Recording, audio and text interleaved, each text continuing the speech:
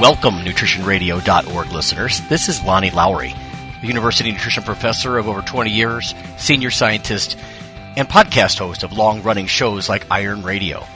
This is its sister show and covers just nutrition from a variety of angles.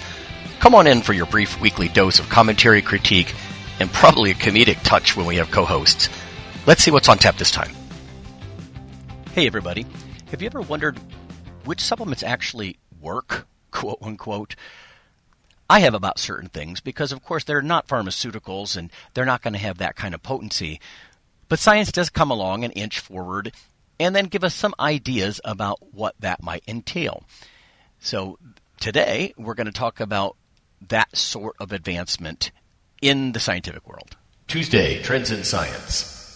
Let's take a look at a piece here that I got through Lab Roots, as I have often done over the years. This is from Savannah Logan. Certain supplements improve cardiovascular health.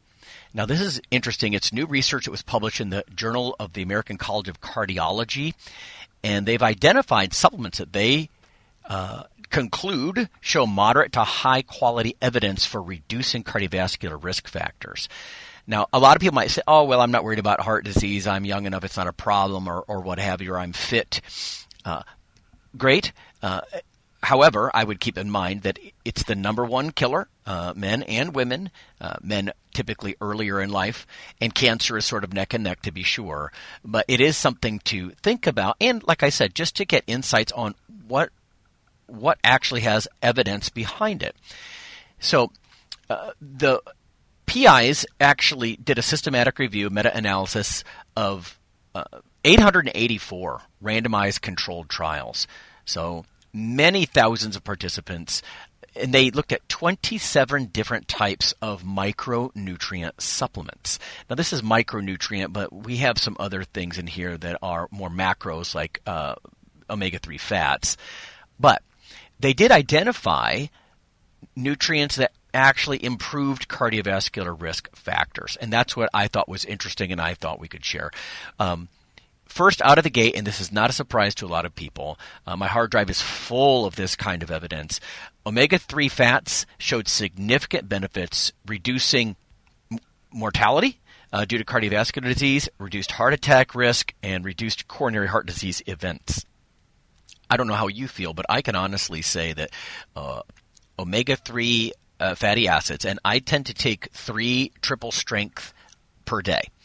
That's a lot for a lot of people, but I think when you look at the totality of the literature, you're going to see that there's a dose-response curve up to a point. I mean, we need to be realistic both financially and biologically.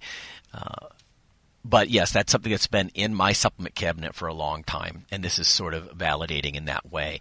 At the same time, science doesn't care what we want, so if it didn't show any effect, I would take that seriously as well. Well, what else? Well, interestingly, on their list is coenzyme Q10. Ubiquinone or ubiquinol. This is interesting to me of late just because I was coming to the conclusion that apparently these researchers did that this is not going away, that there's enough research here that when you take significant amounts, I personally choose about 200 milligrams per day of ubiquinol, that it actually may help with heart health or overall, energetics, mitochondrial function, and that sort of thing. So indeed, they said coenzyme Q10 supplementation decreased all-cause mortality. So that was pretty interesting as well. Like I said, something that's just been on my radar a little bit more lately. But what else do they have here as far as having moderate to high quality of evidence? Again, specific to cardiovascular risk here. They have to have some type of outcome to compare it to. On this list, curiously, they say omega-6 fatty acids. Omega-6 fats are something that I think people grossly overconsume in the form of sort of common, what I would call junk oils, a lot of vegetable oils, corn oil, cottonseed oil, that sort of thing.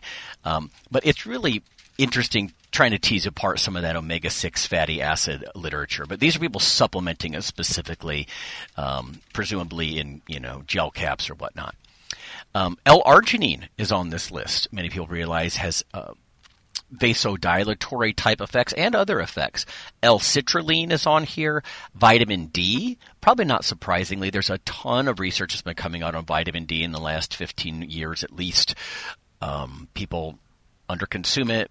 Average people in the U.S., I've heard before that the CDC suggests that if you live north of Atlanta, you probably don't have enough vitamin D manufacture from skin exposure to the sun, right? Which is typically, even if it's just 10 or 15 minutes, 3 times a week, we don't get it. It's cold. We're covered up, that sort of thing. We're at a high latitude. So vitamin D, magnesium, and zinc as far as minerals on this list. Again, depending on the data you look at, but there are data out there suggests magnesium and zinc are underconsumed. I do take a magnesium zinc, calcium magnesium zinc chelate just to try to improve the bioavailability of that because, of course, minerals, think rocks and metals, they're not heavily, highly absorbable. Alpha lipoic acid is on this list of moderate to high quality evidence. Melatonin. And a lot of people have, their thoughts on melatonin. I think it often gets misused. People take it like a sleeping pill, not realizing that it's probably resetting their biological, their temporal 24-hour clock. But melatonin is on this list. I have had discussions with some scientists that were concerned that it might mess with your blood sugar control a little bit, glycemia. But melatonin on the list for cardiovascular health. Catechins, curcumin, flavanol. So think about, these phytochemicals that are rich in things like tea and obviously curry powder and coffee and that sort of thing. Genistein is on here from soy and quercetin that you'll see. And it's in grapefruit. It's in onions. In fact, years ago, there was a big scare. It was in the news. People were overdosing on, I believe it was antihistamines not because of some toxic combination with the grapefruit, but because the quercetin was slowing the clearance of those meds, and they were taking their meds every 4 hours or what have you, like good little patients, and that caused problems. And this paper goes on just to say that there was no effect when it comes to cardiovascular disease or type 2 diabetes for vitamin C, vitamin E, and selenium. And in a way, this surprised me. These can be good things for other conditions, I think. It's not like you wouldn't want to consume these things, but antioxidants, all three of these are antioxidants, they can backfire in many ways. You take too much vitamin C, for example, and it has pro-oxidant effects, or the antioxidants consumed in excess may actually blunt some of the muscular adaptations to exercise, some of the gains, if you will. So interesting that C, E, and selenium did not make the cut as far as specific to cardiovascular events. And then it says notably beta-carotene supplementation increased the risk of stroke, cardiovascular disease mortality, and all-cause mortality. Again, antioxidants, beta-carotene being one of them. In this case, a unique example of one that's quite harmful. Many of you may be aware of a study years ago where they actually stopped a trial where they were giving beta-carotene to, I believe it was to smokers, and it was worsening the lung cancer. So these are individual things that need to be looked at individually. In fact, this article goes on to point out, again, Savannah Logan from LabRoots just a few weeks ago, reporting on this new data, that there really needs to be personalized interventions as we move forward. Sometimes it amazes me that we still have general sweeping nutrition guidelines as if they apply to everybody when in fact they don't. So some people may be responders or non-responders to these different things. For example, when we talk about even omega-3 fatty acids, I've seen interesting stuff about the nutrigenetics of that, about how some people respond differently than others. So there's a list of common dietary supplements and whether they help or don't help your heart. And that's going to be it for this time. We'll see you next time. The NutritionRadio.org podcast is for informational purposes only.